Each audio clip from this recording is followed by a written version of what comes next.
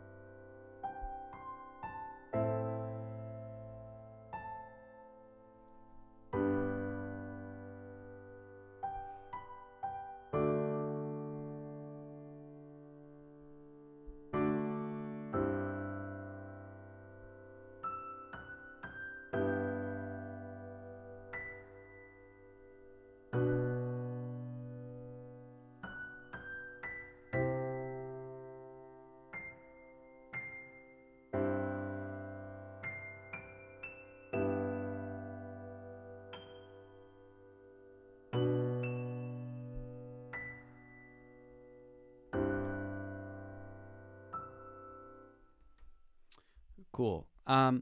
So there's the theme. This is going to be over the course of the movie. This really is the Jyn specific theme. I think that there's like a Rogue One theme for the entire squad, but this is very much focused on Jyn and her journey throughout the movie and her relationship with her father, and about making, you know, it. My interpretation of it is that it's sort of it's about making her father proud, but also about going above and beyond that and doing what's right. It's sort of like coming to the realization that like making him proud is like the right thing to do. Anyways, enough about that. I'm gonna end up rambling a lot on other things. So, before we start, I think there's a lot of things to look for when you're analyzing a theme and trying to learn how to either write your own themes or just if you're interested in what goes into theme writing. So the first thing to think about, and I think the most obvious thing to think about with this theme, is just how slow it is. And I think that this is very intentional. So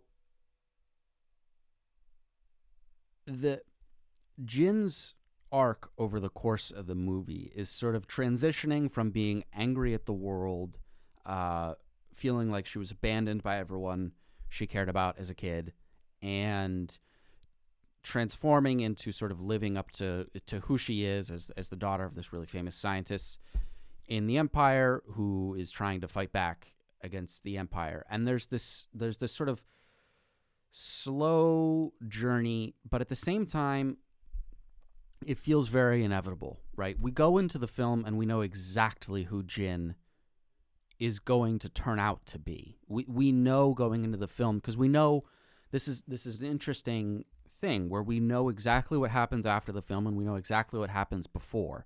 This is not a prequel or a sequel.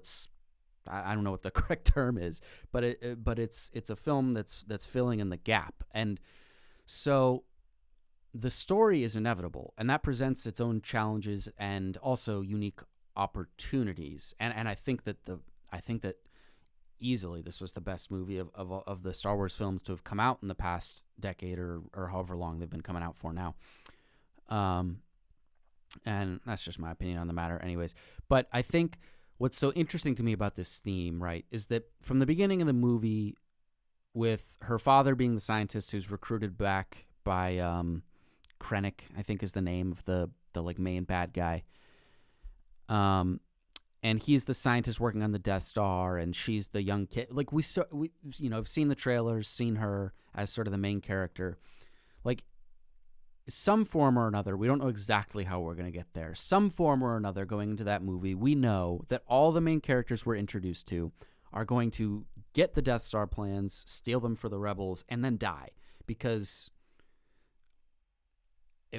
it wouldn't make any they had no choice at this point, right? Like, the fourth movie already exists, so it wouldn't make sense to introduce main characters and then not have them not die, unless you're trying to write into the story that they just sort of fade into the background and become rebels. But it would be sort of, I think it wouldn't be satisfying as a viewer to have them live and then go back and watch A New Hope and Empire and Return of the Jedi and have them not be in any of those movies.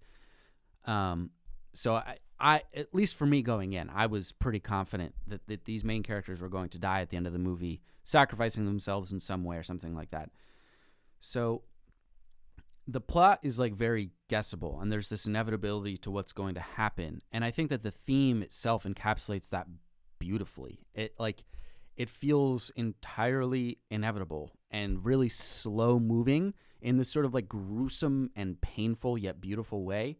The theme is strictly in G major. It doesn't leave at all, which is very rare for themes in film and TV and video games. To not have any borrowed chords or secondary dominance or anything is very rare in the world of film music, and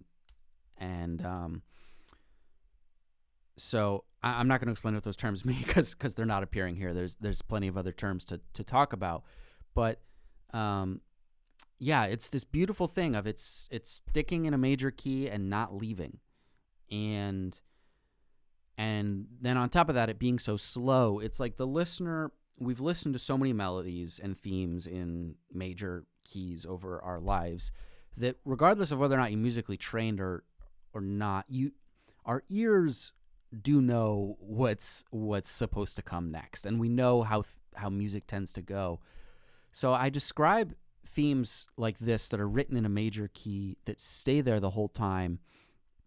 They have this potential for this like inevitable bittersweetness to them that is really, really cool, where on the one hand there's sort of like the happy, cheerful aspect of it being in major, which we all we're taught in first thing you learn about music theory, right? Like the first association everyone makes for whatever reason is that major equals happy, minor equals sad. And so the fact that this is in major, yet it's got this really sad quality to it, is really cool and really interesting to me. And how he went about doing that, I really think that it's a commitment to sticking with what is really predicted. And maybe I'm reading too much into what Michael Giacchino was thinking when he was writing the theme, but I don't know. I like to think that composers are thinking about all these sorts of things, and maybe I'm getting some of them wrong, maybe I'm not, but that's sort of the beauty of analyzing music and looking at music, is trying to it's sort of like it's an activity in like psychoanalysis, trying to get in the brain of the composers to what they thought was the important characteristics of the story, and then how that's portrayed through music is something which I find super fascinating. So yeah, that's what I wanted to say, just talking about the theme and talking about, I think, the slowness and the fact that it stays strictly in a major key yet has a sort of sad quality to it, are the things that really stuck out to me. So as far as the technical sort of structure of the theme, we're working in a pretty basic period form type thing, where we've got the theme is basically, in its basic form, is 8 bars long here. Let me mute everything else so it's easy to follow what's going on. And we've got it broken down into essentially a period form for those who are not familiar with this form when it comes to melody and theme writing. Essentially functions as, you've got a basic idea, which is about 2 bars, which is this first 2 bar section here,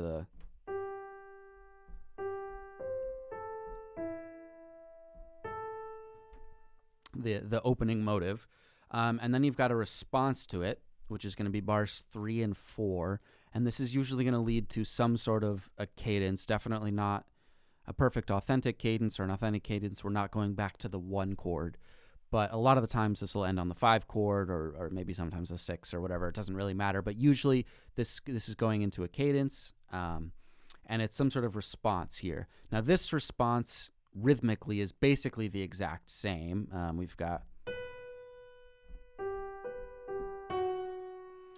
but instead of this half note here on bar 2, we've got a whole note here on bar 4. For all intents and purposes, to our ear, this is very familiar. And then we repeat our basic idea in bars 5 and 6 in period form. It doesn't always have to be exact. In this case, it is. And then we go into our definitively where we're going to have a cadences at the end. So this is ending again on a half cadence here, meaning that we're ending on the 5 chord. And this is definitely intentional, right? We don't want this to feel like the end. There's still more theme to go. And it also wouldn't really fit with Jyn's character, who is going to die at the end of the movie, to have an authentic cadence.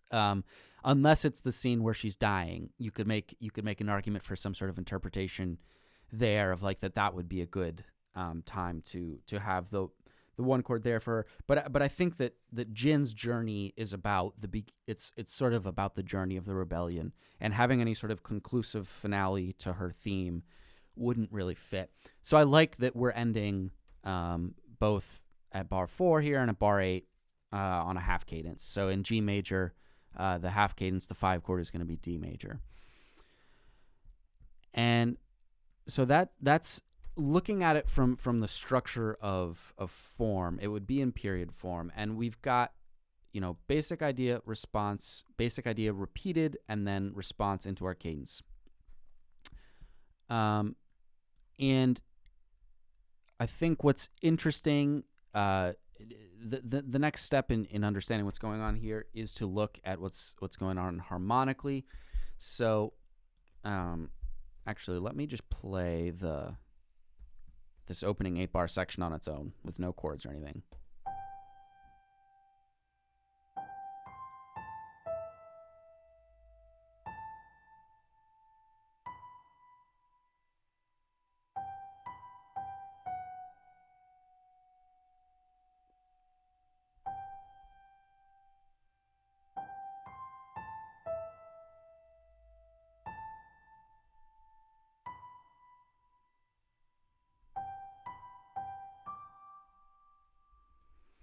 So maybe I'm making it up, but I think you can really hear it. It's this in the key of G major, right? We're sticking really close to home. We're not doing anything crazy. There's so much repetition in the rhythm, in the notes that are being used with slight variation. And this repetition with the slight variation is really like, if there's a sort of a key, a magic flip to emotional, hard-hitting melodies, this really is it. Slight variation with lots of repetition, and make your moments where you vary, make them be intentional and make them matter. And put a lot of emphasis in your, when it comes time to do the orchestration and all that. You can focus on those things. But this melody is not going to work nearly as well if there's all sorts of crazy runs going on. And instead of like where you have these whole notes and these half notes, like it really needs to stay this way, or else it'll move too fast, and the listener will get not necessarily confused, but this is meant to be like a close your eyes and just feel it thing. And so, yeah, just really pay attention to how long some of these sustained notes are and how much room it gives for counterpoint and secondary melodies and all these other things when it comes to the big orchestration. Because remember, this isn't, if this was being written for piano, it wouldn't stay like this. It would definitely get more rhythmically complex, at least. But it's not. It's being played on a massive orchestra, and this theme at its biggest is really taking advantage of the full symphony orchestra. So it works really well when you're going to have a massive moment with your orchestra, to not have it be that rhythmically complex, or else it'll get muddy and confusing very fast. So as far as what's going on harmonically underneath the melody, in the key of G major, right, we've got, so starting on G, we've got 1, 2, 3, 4, 5, 6, 7, back to our 1. So as far as what's going on harmonically, we are working with a 4, which is going to be C major. We're going from our 4 to our 2, which is A minor, to our 1, which is G major, to our 5, which is going to be D major. That's going to be the first initial 4 bars. So we, 4, 2, 1, 5. And what's interesting about this is, for this C major chord, it's pretty rare in film music, and I think music in general. The inversion of a chord which has the 5th in the bass is a lot less common than having the 3rd in the bass. So for a C major, we can play it C, E, G, we can play it E, G, C, we can play it G, C, E. And so the root position would be to have the C in the bass, having the 3rd in the bass, the E is going to be our first inversion, and so on and so forth. G is going to be our second inversion. Now, what's so interesting to me about this decision to start on the 4 chord but then voice it with the 5th in the bass is Michael's getting a real best of both worlds thing here, where a lot of the time your themes are going to start on the 1 chord. They're going to start on home. So in this case, it would be G. But he's not doing that. He's starting on the 4. And the 4 chord being not a tonic chord, being a subdominant chord, meaning it really feels far from home. The 4 chord would not be a chord you would use in substitution for a 1 chord or a 3 chord or a 6 chord, because those chords sound like home bass. They're really close to home and in the way they sound and feel, and that's because in G major, right, we've got G, B, and D. Our 6 chord, our E minor, is going to have E, G, and B, which shares these 2 notes from the G major. Our 3 chord, the B, D, and the F sharp, have the major 3rd and the 5th. So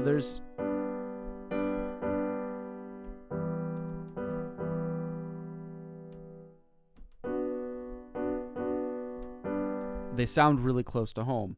Whereas with the 4 chord, even though it has the G in common, the C and the E being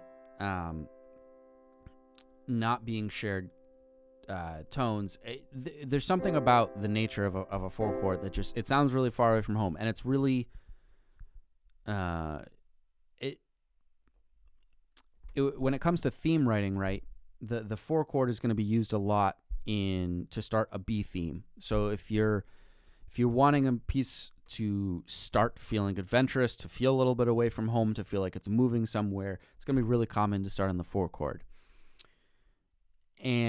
But in order to establish the sort of home baseness of this, he's got the 4 chord over the G, so the C over G.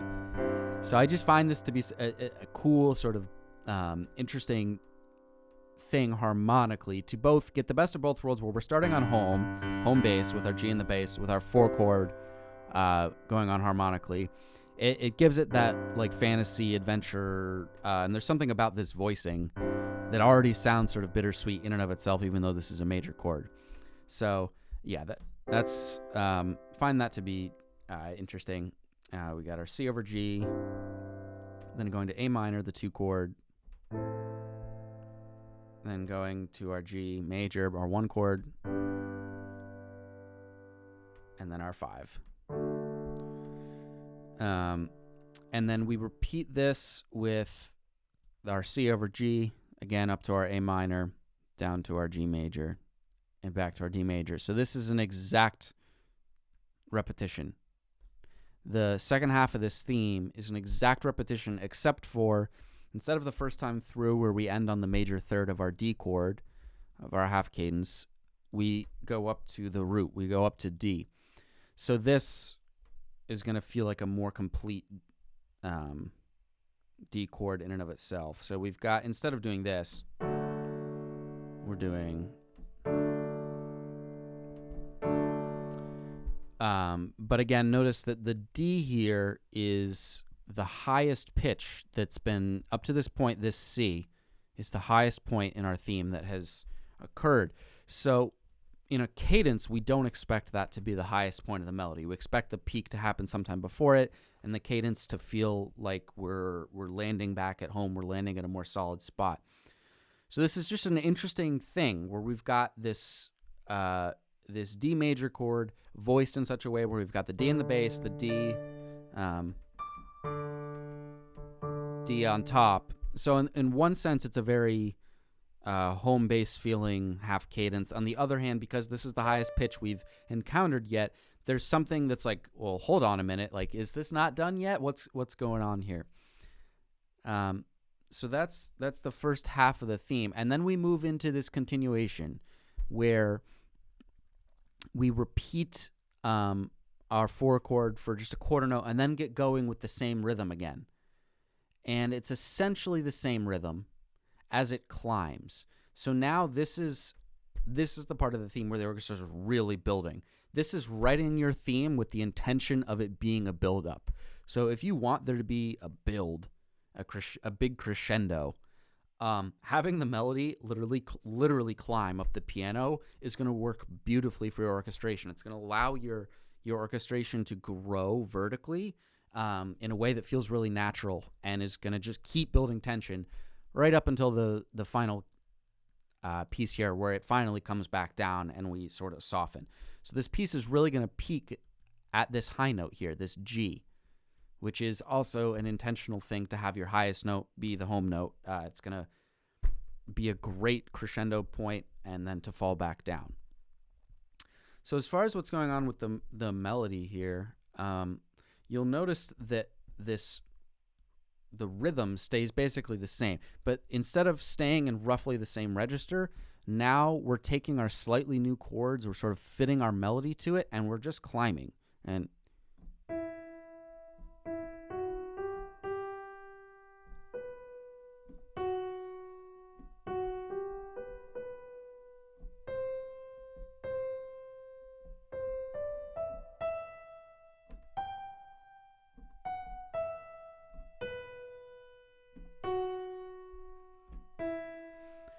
I don't know why some of those have some bugged out piano samples that are beginning to make it sound like a flute. But you'll notice that, again, this is the same rhythm as right here.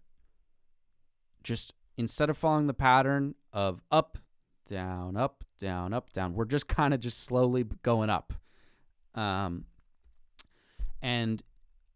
you know, when you go and listen to the theme, this part really does stick out. It feels really big and impactful and powerful, and yet it still feels basically like the same theme because we've kept the structure of it almost the exact same as far as the rhythm. And so it doesn't feel like a new theme, yet at the same time it feels like this continuation and growth of the same theme that's not repetitive or boring in any way. So what starts as an 8-bar theme without really changing a ton gets beautifully turned into this 16-bar theme just by continuing it. We've got this half cadence to end the first half of our theme that just continues. We repeat the D major chord again, and then we just keep going. So as far as what's going on harmonically underneath it, we go from our D here.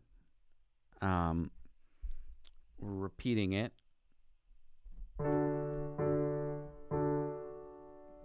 And then we're going back to our C over G. And then this time we're introducing a new chord which we haven't heard yet, which is going to be the minor 6. So we're going from our C over G to an E minor over G, which again is the minor 6 chord, but this time it has that third in the bass because the G is the minor 3 of an E minor. So this is, although the bass isn't moving, we are changing chords. We're going from a 4 major chord to a 6 minor chord with only changing this C to this B, which is pretty cool. And then from there, from the minor 6, we're going up to the minor 3. So we got this B minor. And then we get the one time in the whole theme where we get our C major chord played in root position. So we go up from this B minor, we climb using sort of this B as a leading tone as it wants to lead up into that C. And because this is the first time we've heard a C major chord with a C in the bass, it really stands out. And on top of that, you'll notice if I go up to the melody on top of it here, this B being played on top of our C major chord is the first time throughout the whole theme where we've introduced anything that's not just a 3-note triad. So up to this point, we've been sticking with just major and minor chords. Now with the B, here, I'll voice it down here so you can hear it, but that's a C major 7 chord. So we've got this C up in root position finally, but contrast it with the fact that this is our first time feeling the impact of a 7 chord. And there's something very like melancholy about major 7 chords. They don't sound nearly as like cheerful as major chords do. And I even feel like a lot of the time like dominant 7 chords feel more like they have the potential to be happy just because of how nice it sounds when you resolve them. If you go from your C Dom 7 down to like a F, it resolves so nicely. It sounds really good. But the major 7 has a very, again, it's that like it's a sad, in this context, I feel like it has a sad quality to it. Like we're growing and we're getting this 4 chord, which is really adventurous and fun, but we're making it a major 7, and then it's sort of like still sad at the same time. So there's this constant back and forth between this is really heroic and happy and awesome, and this is kind of sad because all these characters are sacrificing their lives, and we know that that's what's going to happen. So as we get up to our major 4 chord, then it resolves back down into the C over G. And this is to get us back on track because of this quarter note here. Our chords are now sort of out of sync with the downbeats of each new measure. So we've got this sort of, this almost sort of like quasi 3/4 thing here where we've got like a dotted half note chord. Which is bringing us back to an E minor chord, which is going to be a tonic chord still. So we've got this E minor with the minor 3rd in the bass, and this is the final chord that's happening as it's climbing. So pay attention to what's going on harmonically underneath here. Normally you would expect to have some sort of perfect authentic cadence here where we would expect like maybe a 4 into a dominant 5 back into a 1, something that's going to sound really resolved. But Michael didn't do that at all. He went minor 6 up to the B minor, which is the minor 3, back to the major 4 with the 5th in the bass. So this is, nothing about this is any sort of like traditional cadence where I'm even blanking on the technical term for when you use a 4 chord as a cadence. I can't even remember what it is because it's not that common. But at the same time, because G is our home key, and we've had this chord appear so much throughout the theme, it also does sort of feel like home at the same time. It's this very interesting thing where, like, technically speaking, this is not the 1 chord, this is not a resolution, but at the same time, it is. And again, it plays into my like inevitability theory of this, in that we're ending on the same chord that we're starting with, but neither of them are the 1 chord. And I think that there's something very heartbreaking about that in a really beautiful way. So going minor minor to this major, it sets us up for a really heartbreaking ending. And to make this really heartbreaking, to make this really stand out, we got to pay attention to what's going on in the melody here. So we've got this peak where we're up.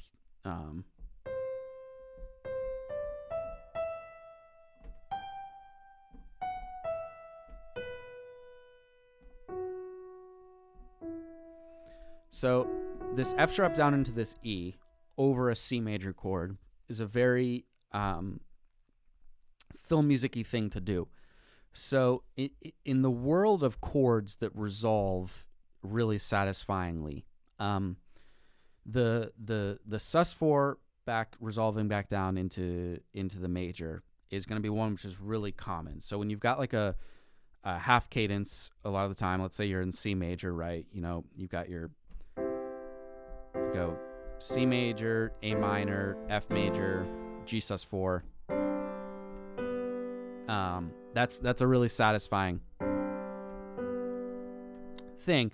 One of my other favorites that gets used a little bit less, but when you've got like a C chord, for example, and you resolve from the tritone, which is the F sharp from C, resolving from that tritone back into the major third is also incredibly satisfying.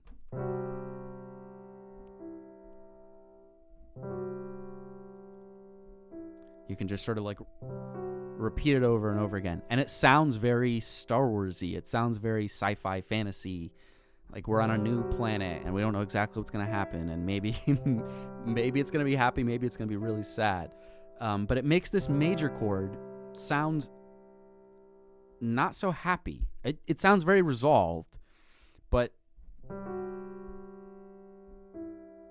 it's like we're resolving tension, but at what cost? Like we've got the F sharp and the G, which really clashes because they're a semitone apart. We've got the C and the F sharp, which really clash because they're a tritone. So this beautiful resolution, and to do this in a way such that we're using chords that are notes that are within G major, so we're not going outside of our key. We're ending on the 4, which allows us this opportunity to end on the tritone.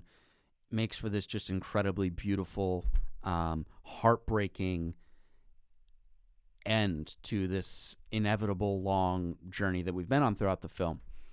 So I think that's about it as far as what's going on here, looking at this theme.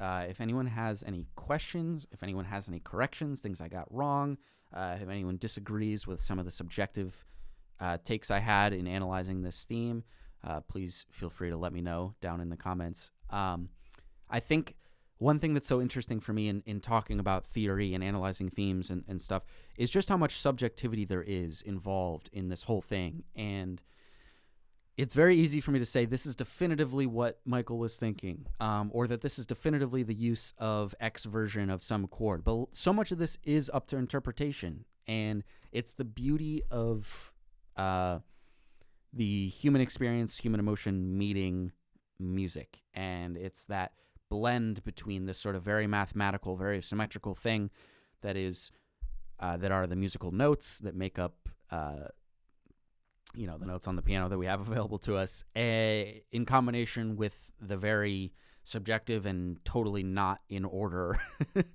human experience. And so, yeah, I'm planning on continuing to do this because I find it to be super fascinating. I love analyzing themes, and I think it can be really helpful for other people out there. So I'm just going to continue to do that. And so if you've gotten to this point, thank you so much for watching, and I'll catch you in the next one.